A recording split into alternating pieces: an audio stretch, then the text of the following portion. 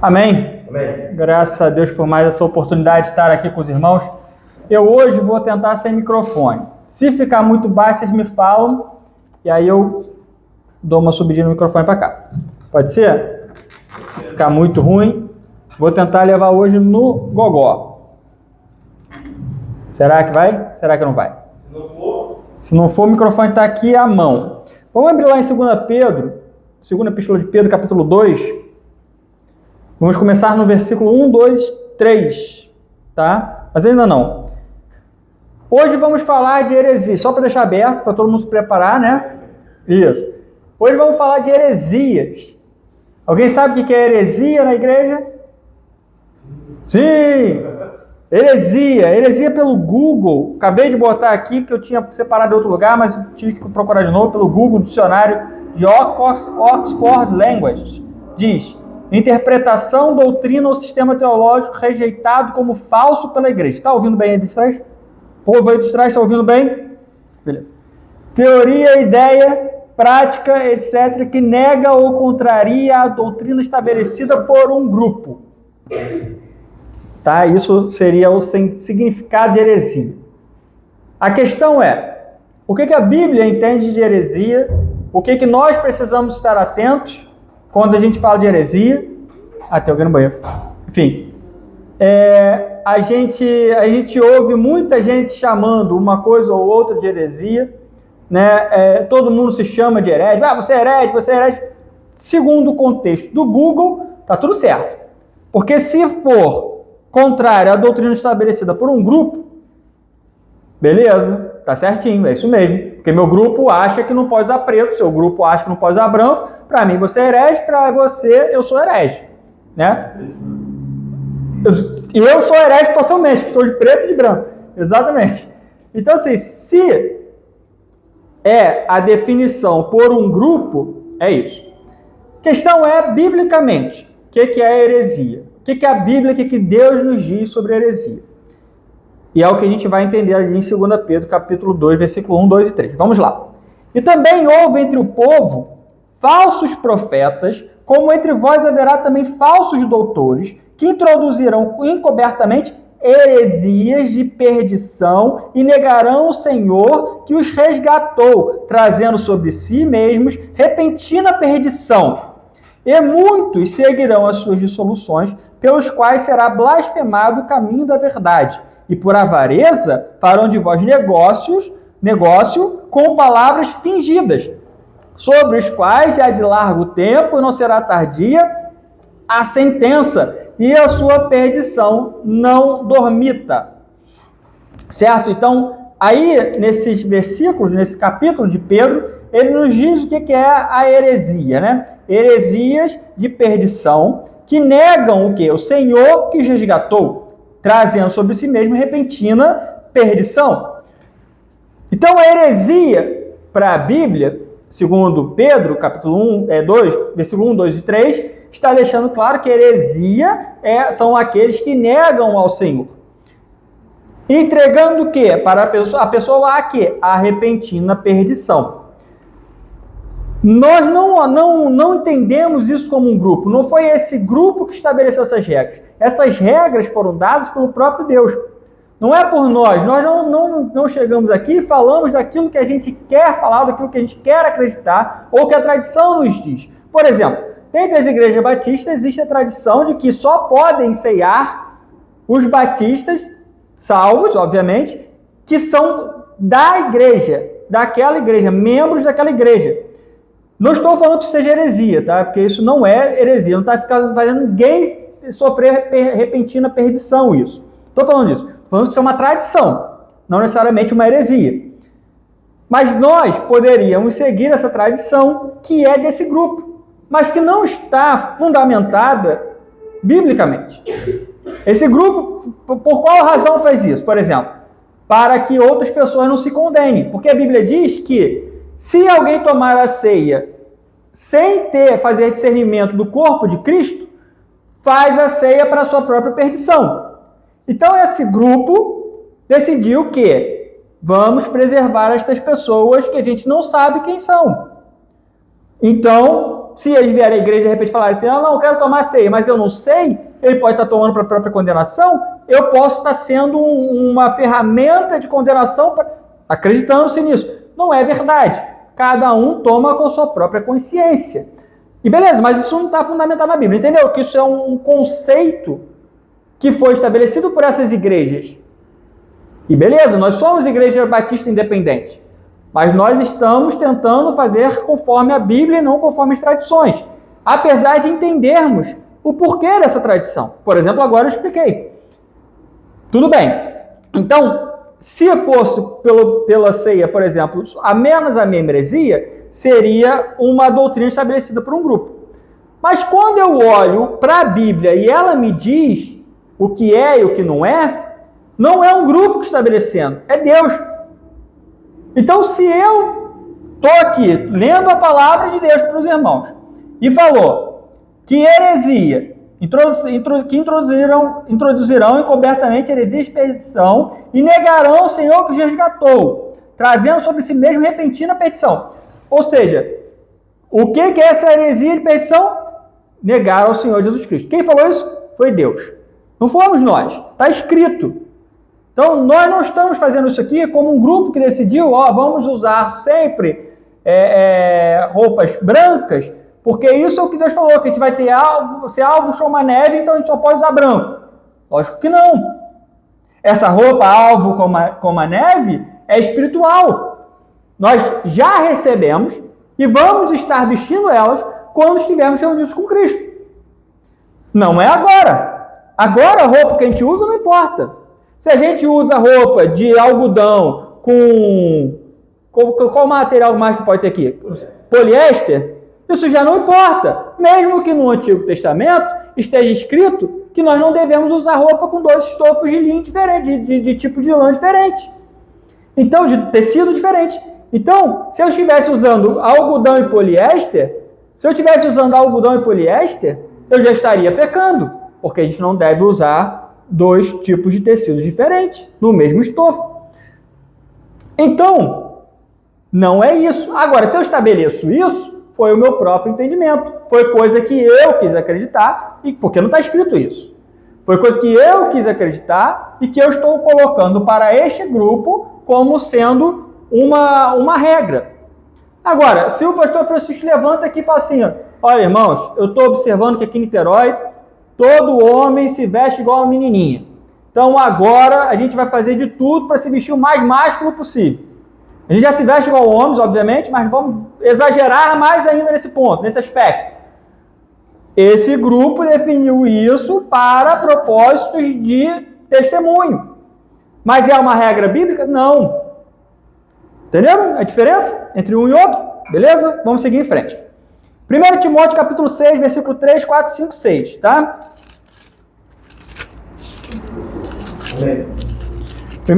Chegaram mais rápido do que eu. 1 Timóteo capítulo 6, versículo 3, 4, 5, 6, diz o seguinte: se alguém ensina alguma outra doutrina, e se não conforma com as sãs palavras de nosso Senhor Jesus Cristo, e com a doutrina que é segundo a piedade, é soberbo e nada sabe, mas delira acerca de questões e contendas de palavras, das quais nascem invejas, contendas, blasfêmias, ruins suspeitas, perversas contendas de homens corruptos de entendimento e privados da verdade, cuidando que ganho seja piedade, aparta-te dos tais. Mas é grande ganho a piedade com o contentamento.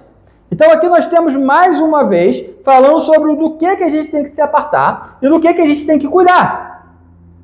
Correto? Homens soberbos que não falam conforme as sãs palavras do nosso Senhor Jesus Cristo com a doutrina que é segundo a piedade. Então, aqui está sendo avisado por Paulo e ali por Pedro que viriam homens que falariam outras doutrinas, que apresentariam outro Jesus, e isso transtornaria a igreja. Para a gente atentar sobre isso, para que não caiamos nessas doutrinas que não são de nosso Senhor Jesus Cristo. Como que a gente faz para não cair nessas doutrinas erradas? Prestando atenção nas palavras do Senhor Jesus Cristo. Tem que ser conforme as sãs palavras de nosso Senhor Jesus Cristo. E com a doutrina que é segundo a piedade. Nós vamos entender um pouco mais por que eu estou frisando esses termos. Segundo a piedade. Por que tem que ser segundo a piedade? Né? Enfim, isso aqui eu já posso fechar porque eu já usei o exemplo que estava ali. E agora estou escrevendo aqui na folha só os caminhos, né? Só os endereços, porque eu estou lendo a Bíblia, como todo mundo pode ver, né? A Bíblia que está sendo lida, de púlpito. Então é isso. Na Bíblia, heresia significa falar coisas contra a sã palavra de Jesus Cristo. Não é ao que esse grupo acredita. Não é ao que um homem acredita. É ao que Jesus Cristo falou. E a sã doutrina, que é segundo a piedade. Então, quando a gente fala de heresia na Bíblia, a gente está vinculando a piedade, a palavra de Jesus Cristo e as coisas que conduzem à perdição. Beleza? Amém? 1 Coríntios capítulo 11, por favor.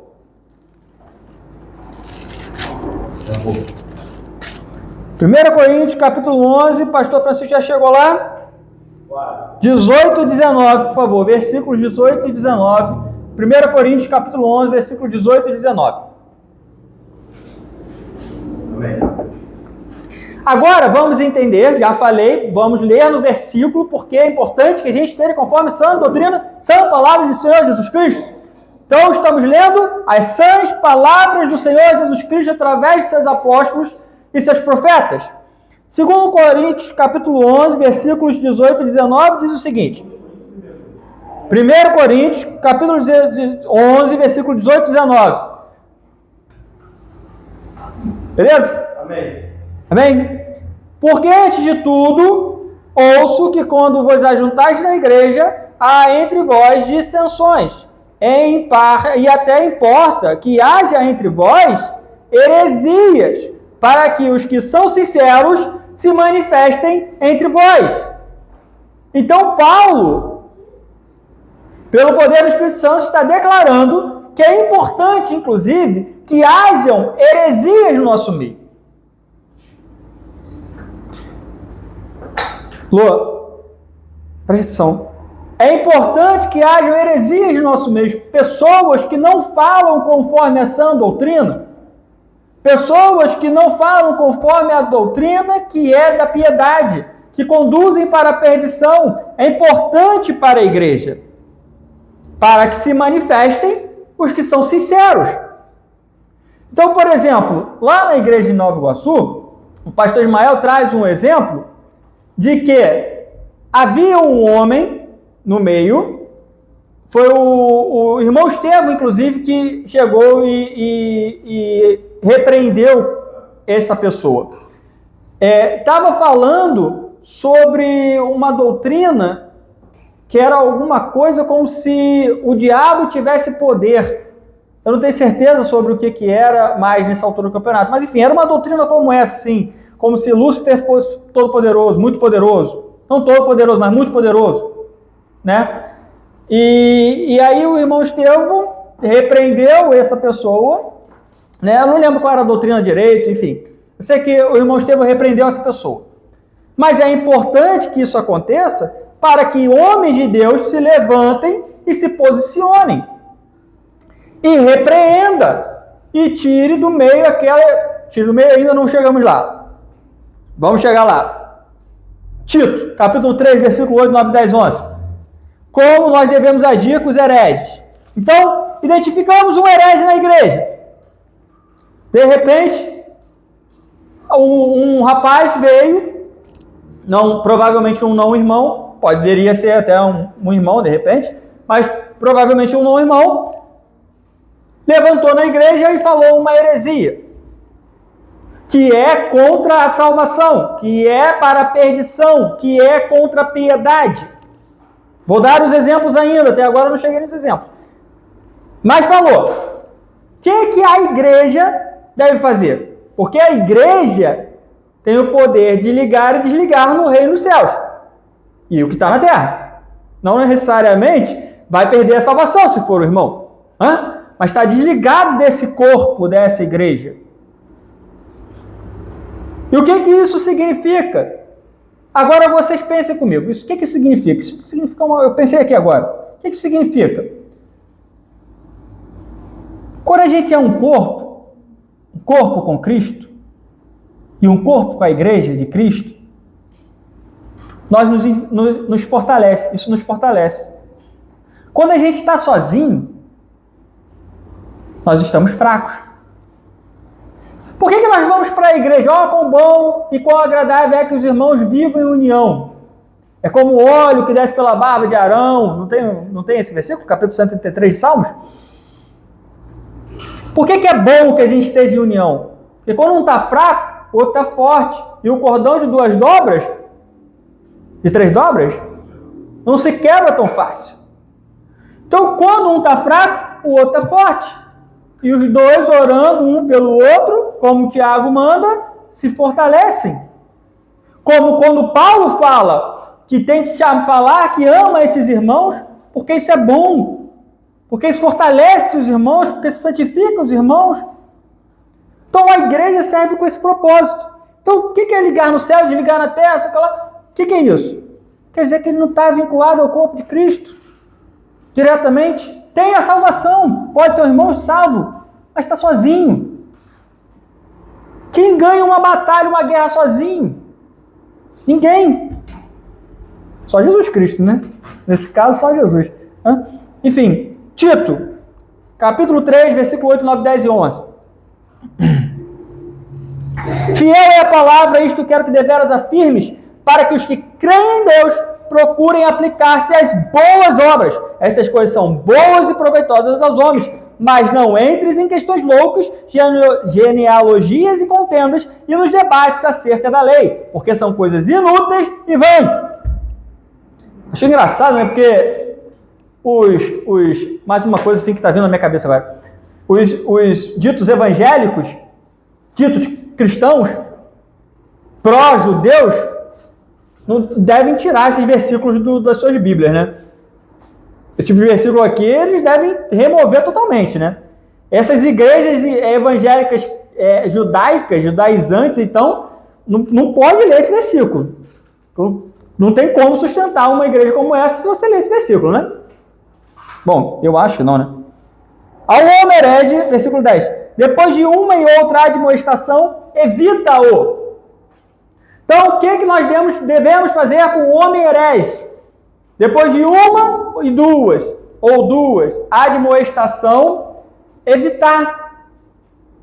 Evitar esse homem herege. Então, como igreja, nós devemos estar agindo com o herege? Evitando. Admoesta uma. O sincero vai aparecer nesse momento. Aquele que é sincero no seu coração quanto ao seu amor a Jesus Cristo, vai aparecer nesse momento. E vai dizer, bom, esse pode ser sincero também, não aparecer também, não admoestar, tá? Às vezes pode só fortalecer na sua sinceridade, dentro do seu próprio coração, na sua cabeça. Mas um sincero vai aparecer e vai falar, vai admoestar ele. E vai admoestar uma vez, olha, isso que você está falando não está de acordo com a palavra de Deus, não está de acordo com as santas palavras do Senhor Jesus Cristo. Vigia, olha ali, vamos ler junto, vamos acompanhar aqui como a gente faz aqui na nossa igreja. Vamos ler. O pastor Francisco sempre faz isso. A pessoa vem aqui e lê um versículo. Por exemplo, qualquer um. Assim, pois, se me tens por companheiro, recebe-o como a mim mesmo. Aí a pessoa vai falar, viu? Você tem que receber. Não sei como fazer isso funcionar. Enfim, aí o pastor Francisco vai ler o resto. Vai lendo tudo. Viu como que não é isso que você está dizendo? Olha aqui o texto está dizendo outras coisas. Se atenta, preste atenção. Enfim, fez isso uma vez. Fez isso 2 vezes. O que esse homem herege, se permanecer na igreja, vai acontecer? Vai perverter. Perverter, gente. A gente viu lá em 2 Pedro, o que ele falou? Aqui fala isso? Sabendo que esse tal está pervertido. Viu só? Pastor Francisco aqui mais uma vez me fazendo ler o texto complementar. Sabendo que esse tal está pervertido e peca, estando já em si mesmo condenado. Só para não ficar também em branco, lá em 2 Pedro, capítulo 2, versículo 1, 2, 3, diz, né? E muitos seguirão as suas dissoluções, pelos quais será blasfemado o caminho da verdade. Então o que ele vai fazer? Se homem merece se continuar ali, você continuar aceitando essa heresia ali no seu meio? Vai corromper os outros. Vai corromper as outras pessoas. Os que estão enfraquecidos ou que são menos maduros na fé, que ainda estão, como Tiago disse, sendo levados por ventos de doutrina, outros que ainda não estão firmados na rocha, ou que não estão firmados na terra, que estão sobre a rocha, né? Que às vezes a primeira coisa que acontece já sai. Ou então os que estão entre espinhos, que sufocados com as coisas, porque o versículo em Pedro ali, ele continua dizendo que são vendidos, né? Feito negócio deles. Que às vezes esse entre espinhos e o sufocamento da palavra fica infrutífera. A Bíblia, ela é perfeita, ela se completa, ela fala de Gênesis e Apocalipse a mesma coisa, e complementando. E às vezes a gente está aqui na frente fazendo uma pregação, a gente tem todo o cuidado de mostrar o que a Bíblia está dizendo ao longo. E às vezes vem um versículo na nossa cabeça que a gente não pensou quando estava escrevendo aqui. Isso vai vindo à nossa mente e a gente vai trazendo, porque é importante que se entenda o que Jesus Cristo sempre falou.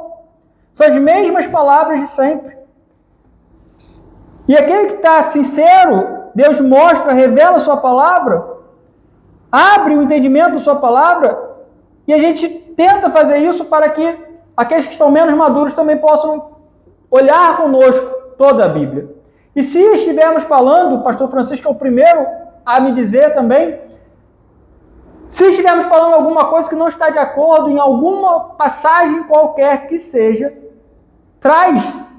Vamos conversar, vamos entender o que está acontecendo, mas uma coisa eu sei, o coração sincero do pastor Francisco não o impede de olhar escritura por escritura, quantas vezes forem necessárias, e me mostrar. A maior parte das vezes que eu estou errado, falando uma coisa que não está de acordo. E a gente vai, como ferro aguça ferro, assim o amigo também aguça o seu amigo. E vamos cada vez mais crescendo e nos edificando. E graças a Deus por isso. A nossa vontade não é ser herege ou falar heresias sobre a palavra de Jesus Cristo. Essa é a palavra de Jesus Cristo. Por isso que a gente estuda tanto. Por isso que a gente faz estudo bíblico. Por isso que a gente faz leitura pública. Por isso que a gente faz a leitura de púlpito. Por isso que a gente faz a pregação no domingo. Por isso que a gente lê nas nossas próprias casas. Por isso que a gente lê com as nossas famílias. Porque a gente debate com as nossas esposas e filhos. E onde a gente estiver. Por isso que quando a gente faz evangelismo, a gente ouve uma coisa, a gente tem o cuidado de chegar em casa e estudar o que foi discutido, para que nos aprofundemos cada vez mais nas palavras de Deus. Blasfemando o caminho da verdade, se alguém ensina alguma outra doutrina e se não conforma com as sãs palavras de nosso Senhor Jesus Cristo e com a doutrina que é a segunda piedade. 2 Coríntios capítulo 11, versículo 4 diz, porque se alguém vindo pregar-vos outro Jesus que nós não temos pregado, ou se recebeis outro Espírito que não recebestes, ou outro Evangelho que não abraçastes, com razão o sofreríeis. Se alguém vindo pregar-vos outro Jesus que nós não temos pregado. Esse versículo eu uso muito no evangelismo. Muito no evangelismo.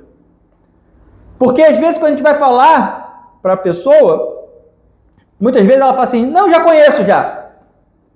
Não, já tem Jesus Cristo. Aí é importante que a gente use as palavras de Jesus Cristo contra esse tipo de afirmação.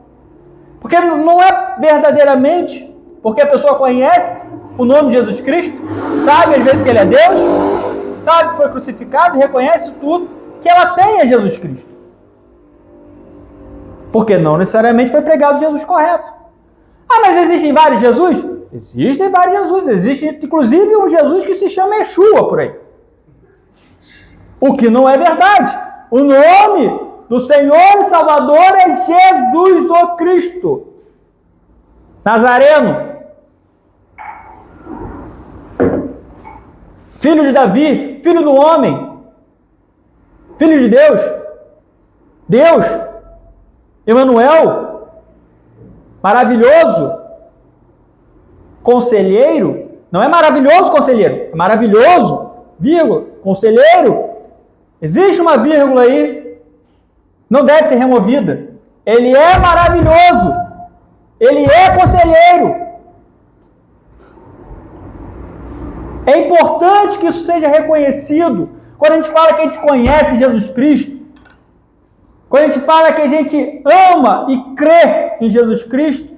É importante que creia nas sãs palavras dele. Senão eu não posso dizer que eu creio em Jesus Cristo. Senão eu estou pregando outro Jesus Cristo.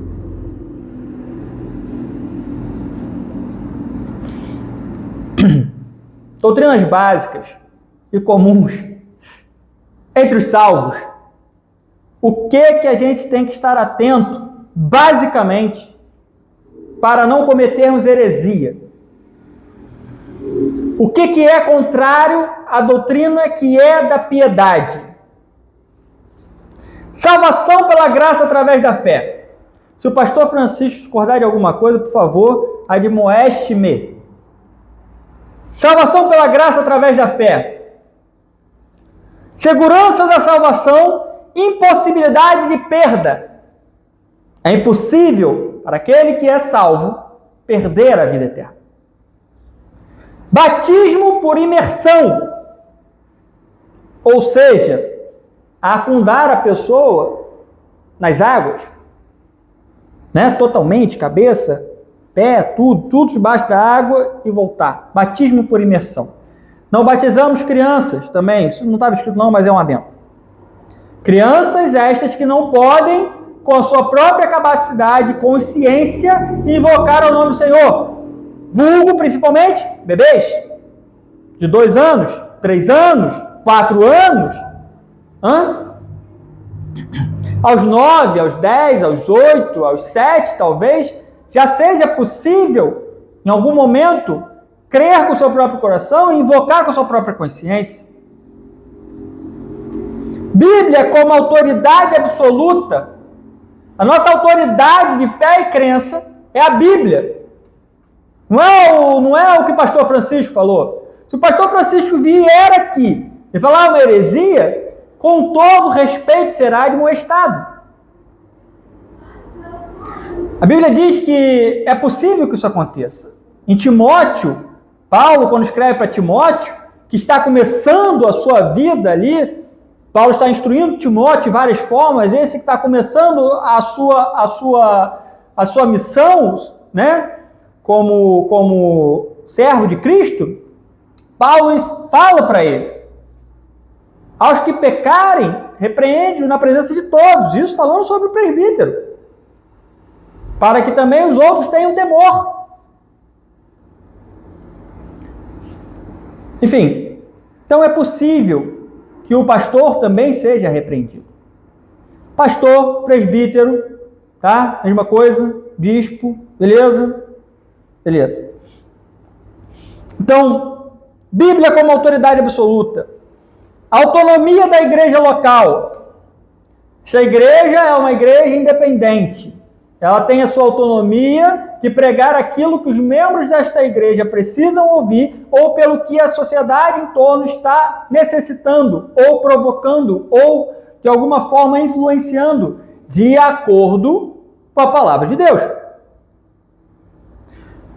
Não é porque a igreja batista independente, missionário, bom pastor celebra a ceia exclusivamente com os membros que nós vamos fazer igual. Nós temos nossa autonomia como igreja independente. E graças a Deus pela Igreja Batista Missionária Bom Pastor em Nova Iguaçu. Nós damos graças a Deus pelo pastor Ismael, um servo de Cristo que a gente muito admira. Mas nós somos independentes. E independentemente podemos amar o nosso irmão sem estarmos sujeitos a ele. E graças a Deus por isso. Jesus é Deus, veio como homem, Filho de Deus, o Espírito Santo veio sobre Maria e nasce Jesus, homem. carne como nós, único mediador e salvador, morreu na cruz, foi ao inferno e ressuscitou. Eu botei foi ao inferno aqui porque é uma doutrina também muito óbvia na Bíblia. Não sei se eu vou falar sobre isso hoje, mas enfim. Salvação sempre foi pela graça através da fé. Desde Adão até o último homem, a salvação é pela graça por meio da fé. Sempre foi assim e sempre será assim. Se não fosse, ninguém se salvaria. E aí agora, eu não sei quanto tempo passou, pastor Francisco, eu não faço ideia quanto tempo tem. 30 minutos. Eu vou passar por algumas outras partezinhas aqui, eu acredito que vai ser rápido. Salvação pela graça versus pelas obras. Igreja, estejamos atentos, então a gente leu aqui as doutrinas básicas de um salvo. Pastor Francisco está de acordo? De acordo. Pode incluir uma ou outra de repente, mas aqui falamos sobre principalmente estas. Então, salvação pela graça versus pelas obras. Se alguém vir e falar que a salvação é pelo que eu faço ou pelo que eu deixo de fazer, se eu me arrependo, abre lá em Jonas capítulo 4, por favor. Jonas, eu não ia falar não. Mas, só para deixar uma coisa clara também.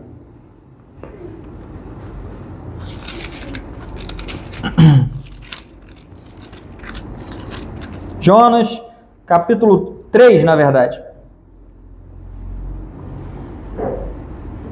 Versículo 8, tá? Como eu digo que eu tenho que me arrepender dos meus pecados para ser salvo e ficar me arrependendo destes pecados para continuar salvo, eu estou falando basicamente de algo que é uma obra e de algo que é impossível. E de algo que mesmo para aqueles que acreditam que seja possível, muito perigoso. Porque um dos exemplos que o pastor Francisco dá é esse. Então imagina que você está lá, olhou para uma mulher, a desejou, na sua cabeça adulterou, porque Jesus Cristo mesmo falou isso, morreu na hora. Você vai para o inferno por causa disso. Porque não se arrependeu. O que Jesus Cristo fala sobre isso? O que a Bíblia está nos dizendo? No versículo 8 diz o seguinte. Então Jonas capítulo 3, versículo 8 diz: mas os homens e os animais sejam cobertos de saco e clame fortemente a Deus e convertam-se cada um do seu mau caminho e da violência que há nas suas mãos. Versículo 9. Quem sabe se voltará a Deus e se arrependerá e se apartará do furor da sua ira, de sorte que não pereçamos. Aí, versículo 10. E Deus viu as obras deles como se converteram do seu mau caminho, e Deus se arrependeu do mal que tinha anunciado lhes faria e não o fez. Então, Deus conecta esse se desviar dos seus maus caminhos como obra. Correto? Segundo a Bíblia. Não fui eu que falei, está escrito. Isso é uma obra. Eu quero me converter do meu mau caminho, dos meus pecados e fazer o certo. Mas agora, por amor a Deus, por amor aos irmãos e por amor a mim mesmo. Porque se eu, tudo bem que eu sou burro, tudo bem que eu sou carne, tudo bem que eu sou homem, pecador e falho. Mas se eu quero continuar errando, só porque eu quero, aí eu já não sei mais o que dizer, porque eu já falei que eu sou burro. Então você é muito burro. Né? Aquela coisa, se eu errei uma vez, como é que é a história? Erro uma vez, parabéns para você, se eu errei duas... Não. Se eu erro uma vez, erro meu, se eu erro duas vezes... Alguma coisa nesse sentido, né? Enfim. Eu sei que Deus Pai está me dizendo, não adultera porque isso não é bom. Para que eu vou fazer isso? Só se eu for na carne, todo mundo é carne, todo homem é carnal, E Paulo mesmo falou que o pecado habita em nós. Então nós não somos impassíveis, impossíveis de cometermos o pecado. Agora, se eu estou falando de questão de consciência, se eu quero, porque Paulo fala, o bem que eu quero fazer eu não faço, mas o mal que eu não quero fazer, sim eu faço. Então o que está querendo dizer? Que eu não quero continuar errando. Vou continuar errando porque eu sou o homem, sou o pecador, eu sou falho. Mas eu, na minha consciência, não quero. Óbvio, porque eu quero o melhor para mim. Eu quero o melhor para os meus irmãos. Eu quero que Deus se alegre com a minha vida. Então eu quero fazer o certo. Beleza? Isso é a obra. Só que em Efésios 2, 8, 9, a palavra de Deus diz, Caso Lourenço, por favor, porque por meio, isso não vem das obras, para que ninguém se glorie. Porque pela graça sois salvos por meio da fé, isso não vem de vós, é dom de Deus, não vem das obras, para que ninguém se glorie. Nós somos salvos pela graça de Deus por meio da fé, não pelo que nós fazemos ou deixamos de fazer. E nos apartarmos do nosso mau caminho e usar saco de silício e parar de pecar é obra nossa. Tudo bem, Deus viu aqui a obra dele e se agradou, né? Beleza, tudo certo. Agora não para a salvação, porque a salvação é pela graça por meio da fé. Se eu tentar pelas minhas próprias obras ter a salvação, eu já perdi, porque eu sou pecador, eu sou falho. E eu posso ter 99,99999% sem erro nenhum. Esse 0,00001% é suficiente para me mandar para o inferno. E eu deveria saber disso. E se eu com esse 0,00001% acho que deveria ir para o céu, eu já sou um pecador horrível. Eu já vou para os 99% ao contrário. Porque o reconhecimento de que Deus é perfeito e que com Ele não habita o pecado tem que estar existente para eu poder ganhar a salvação, para eu poder reconhecer que eu não mereço e que eu mereço o inferno. Porque senão, eu vou fazer como muitos fazem. Não, eu sou bom, eu faço as coisas certinhas, eu faço quase tudo certo. Uma mentirinha não vai me tirar do céu? Vai tirar do céu. Vai tirar do céu. Enfim, já tirou, já não está. Estava eu aqui em Romanos 11, 6, por favor. Estava falando também que a salvação tem uns que pregam pelas obras e tem uns que pregam pela graça por meio da fé. Eu busquei no Google uma pesquisa rápida. 11.6, por favor. Eu busquei no Google uma pesquisa rápida sobre algumas religiões outras. Algumas eu não pesquisei, tá? Particularmente. Por exemplo, católicos. Eu não pesquisei nada sobre católicos porque eu ouço os católicos na rua constantemente. Né? A gente faz evangelismo, a gente conversa católico, já sei mais ou menos o que eles falam, o que eles acreditam. Inclusive, o Brasil é um país muito católico. Então, é uma coisa que a gente não precisa ler muito no Google para saber como é que eles falam, né? Enfim, salvação pelas obras. Espíritas, kardecistas e umbandas. Umbandistas também acreditam na salvação pelas obras. Sabiam disso? Budistas alcançam o nirvana por meio de boas ações. Não acreditam num paraíso. Eles não acreditam na vida eterna. Eles acreditam que existem outros lugares temporários que você, através... Estágio acho que é no kardecista, enfim, etc. Mas o budista crê nisso. O hinduísta, moradas temporárias acessadas por boas ações. E boas ações significam, como é que é a palavra que o Google me demonstrou, pelo menos, karma. Então, aquela coisa que quando a gente fala assim, olha o karma aí, é sobre as ações da pessoa, né? Enfim, mas aí você está falando de uma gíria hinduísta. Então, quando você usar a sua palavra lá, querida, karma, lembra que isso aí é do hinduísta, tá? não é cristão, é dos hindus. Povo que, quem acredita nesta religião hinduísta, vai para o inferno. Quimbanda e candomblé não acreditam nem mesmo em paraíso, tá? Ou inferno. Apenas numa continuação constante da própria vivência. Então, assim, é uma coisa que continua. Então, vamos dizer assim, está aqui, você tem que cumprir tal propósito. Se não cumpriu, vai cumprir em outro lugar, vai cumprir em outro lugar, vai cumprir em outro lugar, vai cumprir em outro lugar, não sei qual é o final disso. Pentecostais. Se arrepender dos seus pecados constantemente. Não praticar os pecados que você tem consciência. Não viver em pecado. Entenderam isso? Não viver em pecado? Compreenderam? Fácil? Todo mundo consegue? Beleza? Enfim, é aquele pecadinho que eles falam assim, né? Aquele pecado que você tem carinho por ele, né? Tipo, Flamengo. Não, eu parei todos os pecados menos o Flamengo. Deixa o Flamengo aqui.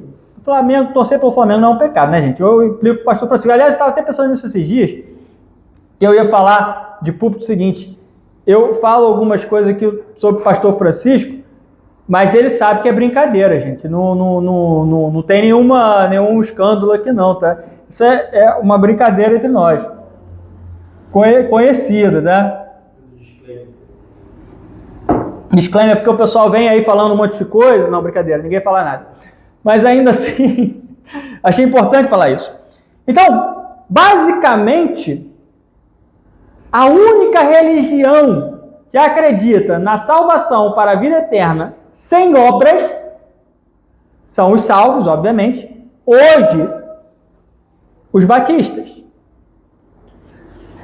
Entre os batistas existe heresia? Os irmãos acreditam nisso? Existem heresias.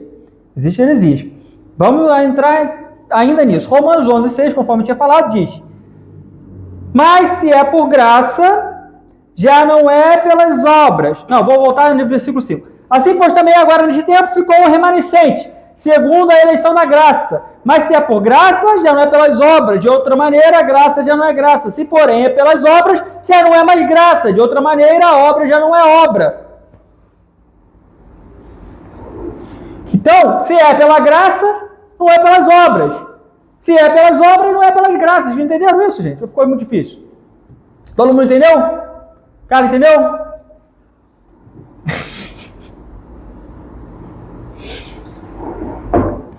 Então, a Bíblia nos ensina. Não são os batistas que ensinam.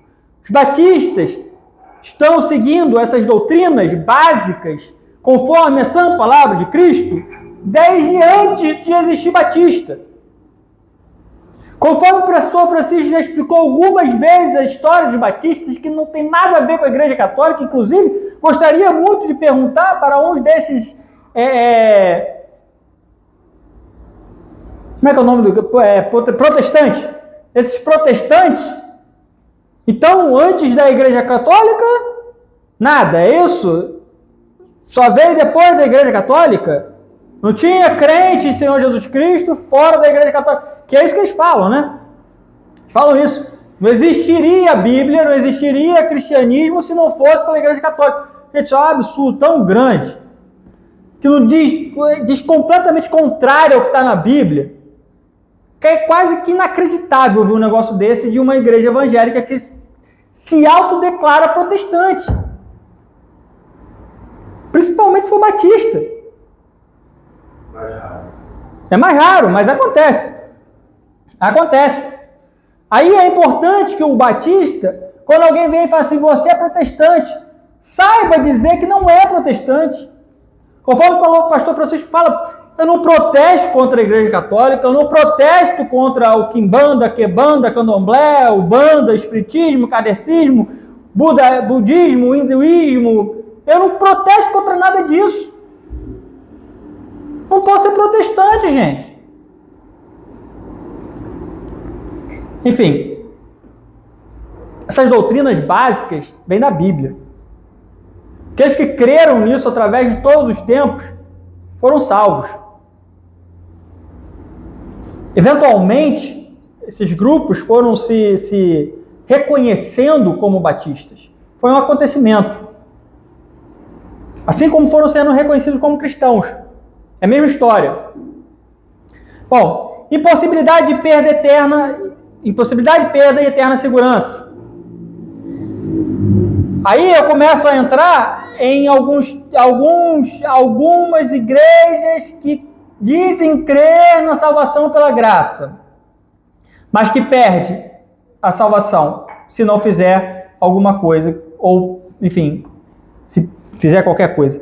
2 Timóteo capítulo 2, já estou terminando, gente. Não vou entrar na questão do inferno hoje, não. 2 Timóteo capítulo 2, infelizmente, vocês iam gostar. Separei uns textos muito legais aqui. Quem quiser, amor, hein? 2 Timóteo capítulo 2, versículo 13. Se formos infiéis, Ele, Jesus Cristo, permanece fiel, não pode negar-se a si mesmo. Quem prometeu a salvação, a vida eterna? Jesus Cristo. Quem vai dar a vida eterna? Não fomos nós. A única coisa que nós fizemos foi crer e invocar, sabendo que nós somos homens e falhos, e que nós, se formos infiéis, graças a Deus por isso, Jesus Cristo vai permanecer fiel, porque Ele não pode negar a Ele mesmo. Em Tito diz, Deus, que não pode mentir, prometeu antes de tudo. É Ele, é sobre Ele, não é sobre nós. Não é sobre você, não é sobre o que você faz com a sua vida, é sobre você ter crido e invocado o nome do Senhor Jesus Cristo. E aí, Ele que guarda a gente. João, capítulo 5, versículo 24. Só esse já seria suficiente, né? Na verdade, vos digo, quem ouve a minha palavra e crê naquele que me enviou, tem a vida eterna. E não entrará em condenação, mas passou da morte para a vida. Passou, não passará, não talvez passe, a depender. Passou, eu já passei da morte para a vida. Eu já não vou entrar em condenação. 1 João capítulo 5, versículo 18. 1 João capítulo 5, versículo 18, vai dizer o seguinte: sabemos que todo aquele que é nascido de Deus não peca, mas o que de Deus é gerado conserva-se a si mesmo e o maligno não lhe toca. Percebam que este versículo foi alterado nas Bíblias corrompidas. Sabemos que todo aquele que é nascido de Deus não peca. Não peca. Lembrou? Lembrou. Mas o que de Deus é gerado conserva-se a si mesmo e o maligno não lhe toca. Sabe por que isso está escrito aqui? NVI, NTLH, Nova Almeida, atualizada, Almeida corrigida e revisada, depois de não sei qual ano lá. Tem lá na minha Bíblia, está escrito isso aí, numa que eu tenho em casa. Revista e corrigida. Enfim, sabe por que isso aqui, esse versículo está certo? Estas Bíblias, estas pessoas que leem essas Bíblias corrompidas, porque diz Jesus Cristo falou que nós morremos para o pecado e renascemos em Cristo. Nós morremos e já renascemos. E o batismo é um simbolismo disso, por isso que é por imersão, nós morremos totalmente, sepultados com Cristo e lavados, por isso que é na água, porque cumpre dois objetivos aí, hein? Morreu, foi enterrado, ressuscitou lavado com Cristo de quê? De todos os pecados. Todos os pecados. Vou adiantar, porque agora tem mais uns 400 versículos aqui. Mais ou menos. Sempre foi pela graça, agora o pastor Francisco vai gostar. Acho que ele começou a pregar sobre o dispensacionalismo em algum momento. Não sei se concluiu. Foi uma noite que entrou alguém na igreja, entrou uma nova pessoa, interrompeu, o pastor Francisco foi explicar sobre a salvação. O negócio ficou meio truncado ali e a gente perdeu a pregação de dispensacionalismo. Mas aí vamos falar um pouco sobre dispensacionalismo, por favor. Daniel, capítulo 9, versículo 18 e 19. Dispensacionalismo, gente, começa pela perspectiva escatológica atribuída a John Nelson Darby, peguei isso no Google, de 1880 a 1882, tá? Assim como pré-tribulacionismo, assim como outra pessoa que difundiu ainda o dispensacionalismo com uma Bíblia de referência de estudo, Scofield, que está nas mãos dos maiores pastores do Brasil e do mundo. Seminários todos usam C.S. Scofield, não é isso? O nome dele, não, C.I. Scofield. Sirius Gerson Scofield. Anotei, para fazer bonito. Scofield. Está, pasmem vocês, está nos seminários, nas igrejas. Os pastores usam deste livro para poder usar e difundir esta doutrina que vem de 1880 para cá. 1880 anos depois de Cristo é que essa doutrina apareceu. Pode conformar com as palavras do Senhor Jesus Cristo, gente? 1880 anos depois de Cristo. Ninguém falou disso até então. Como é que pode estar de acordo com as sãs palavras do Senhor Jesus Cristo? Mas o pessoal prega aí, usa lá, acha bonito, acha bacana, fala bonito, a gente fala rebuscado, não fala igual a mim não. Fala igual o pastor Francisco, entendeu? Rebuscado assim, bonito. Fala igual a mim, não, com palavras simples. Daniel capítulo 9, versículo 18 e 19, por favor. Diz o seguinte: pasmem vocês, olha só que coisa interessante.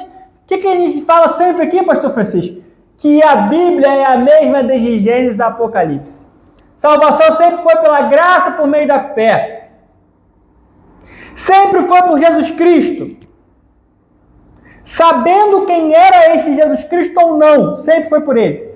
Daniel capítulo 9, versículo 18 e 19, diz o seguinte: inclina, ó Deus meu, os teus ouvidos e ouve. Abre os teus olhos e olha para a nossa desolação e para a cidade que é chamada pelo teu nome, porque não lançamos as nossas súplicas perante a tua face, fiadas em nossas justiças, mas em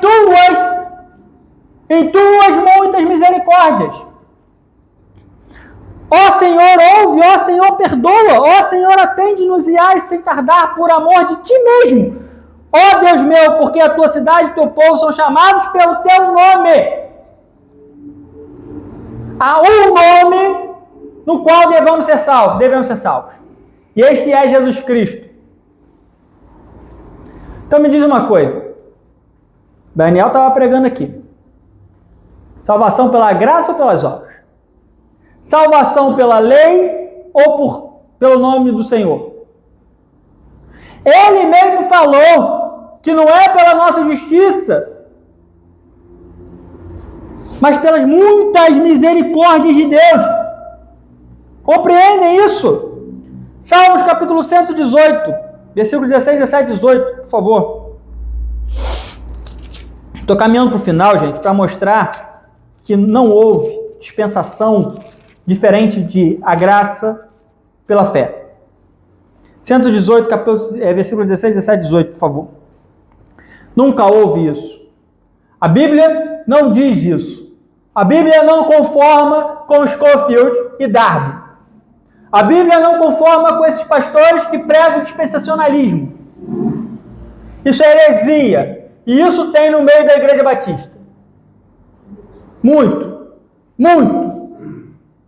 Então, vocês querem procurar um batista no YouTube para assistir?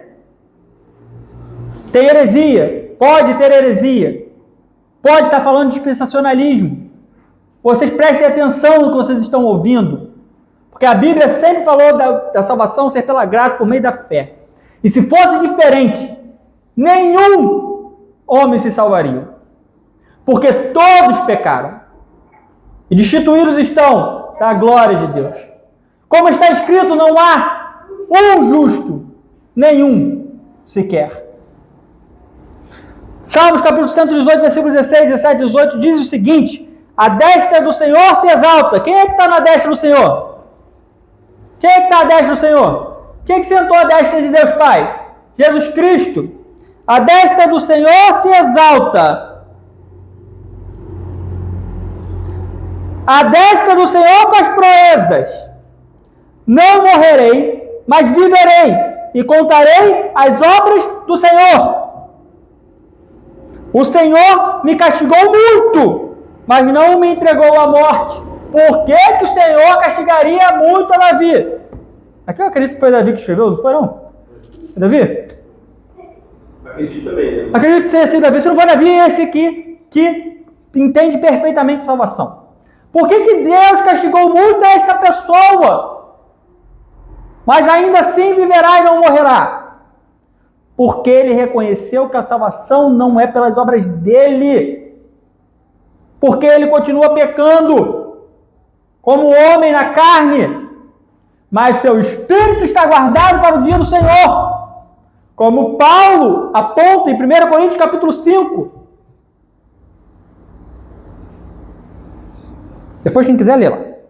Salmo 130, versículo 3, 4, 5, 6, 7, 8. Eu estou acabando, tá? Fiquem desesperados, não, por favor. 3, 4, 5, 6, 7, 8. Eles são pequenininhos. Cala, acorda. Se tu, Senhor, observares as iniquidades, Senhor, quem subsistirá?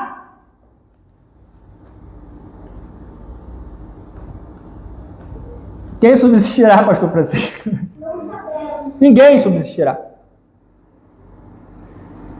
Ninguém, isso é uma pergunta retórica. Ninguém subsistirá.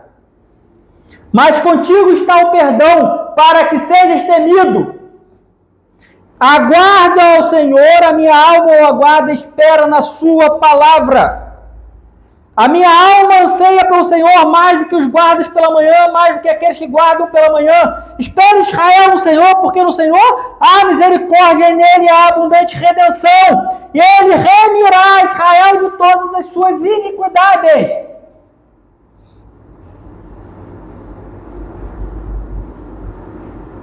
Acorda.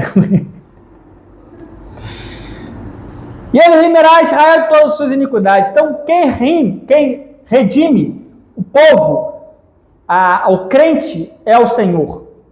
Não haveria ninguém que subsistiria se não fosse pela misericórdia de Deus. Gente, Salmos, pastor Francisco, tira uma dúvida, por favor. Essa dúvida é muito coerente. Salmos está no Antigo Testamento ou no Novo? Está no Antigo. Está no Antigo. Tem certeza, né? Absoluta. Salmos está no Antigo Testamento, está falando que se fosse pelas nossas obras ninguém se salvaria. Mas se for pela graça e misericórdia de Deus, há salvação.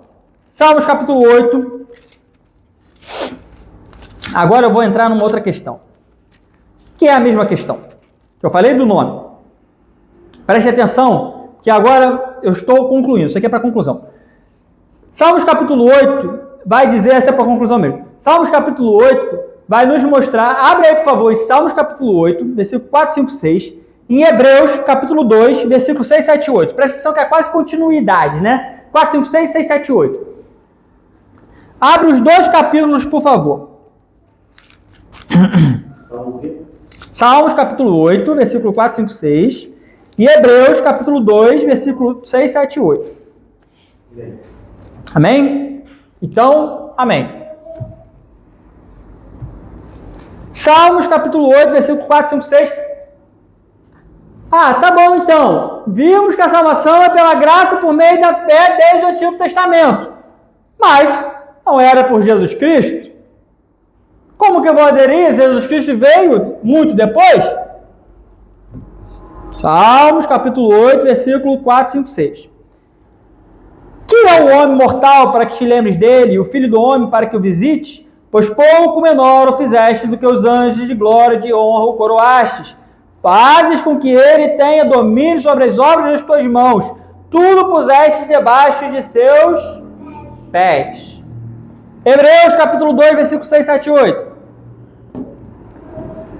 Mas em certo lugar testificou alguém dizendo, alguém, não foi Davi não, foi alguém, talvez não tenha sido Davi, que o homem para que dele te lembres, ou o filho do homem para que o visites. Tu o fizeste um pouco menor do que os anjos, de glória e de honra o coroaste, e o constituíste sobre as obras de tuas mãos. Todas as coisas lhe sujeitaste debaixo dos pés. Ora, visto que lhe sujeitou todas as coisas, nada deixou que ele não esteja sujeito, mas agora ainda não vemos que todas as coisas estejam sujeitas. Complementa aí, só no versículo 9, por favor, só um pouquinho. Vemos, porém, coroado de glória e de honra aquele Jesus que fora feito pouco menor do que os anjos por causa da paixão da morte, para que pela graça de Deus provasse a morte por todos. Outra coisa, calvinistas. Aí sim, efetivamente falando, protestantes. Aí sim, efetivamente falando, pentecostais. Pentecostais não, desculpa, presbiterianos. Jesus Cristo morreu por todos. Não morreu por alguns. Ele morreu por todos. Para que todo aquele que nele crê não pereça, mas tenha a vida eterna. Não foi por alguns, foi por todos. Por todos. Ele não levaria o pecado de todo mundo se ele só morreria por alguns. Ele não levaria. Faria nem sentido. Ele levou o pecado de todo mundo para morrer por todos. Para qualquer um que crer ser salvo. Então nós temos aqui, isso é só um exemplo, tá? Tem vários outros exemplos. Vários outros lugares que é falado de Jesus Cristo no Antigo Testamento. Diretamente, conclusivamente. Mas aqui está dizendo o seguinte. Vou ler no Antigo Testamento para vocês poderem ver que está no Antigo Testamento. Versículo 5. Pois pouco menor o fizeste do que os anjos, de glória e de honra o coroaste. É uma profecia? É uma profecia. Mas ele já tinha sido feito. Porque Jesus Cristo é desde a fundação do mundo. O Salvador já tinha sido estabelecido a salvação pela graça por meio da fé em Jesus Cristo desde a fundação do mundo. Deus, quando criou já tudo feito. E Jesus Cristo antes de tudo. Por isso que Davi, enfim, alguém, eu acho que foi Davi. Salmo de Davi para o músico maior sobre Gi. Então, pois é. Salmo de Davi. Falou que Deus o fizeste. Já está feito. Assim como Jesus Cristo quando fala que está no céu. Aquele que está no céu, que está na terra, já tinha sido feito. Isso é poder de Deus.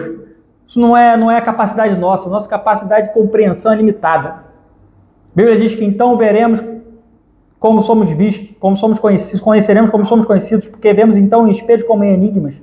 Mas então conheceremos como somos conhecidos, veremos face a face de Deus.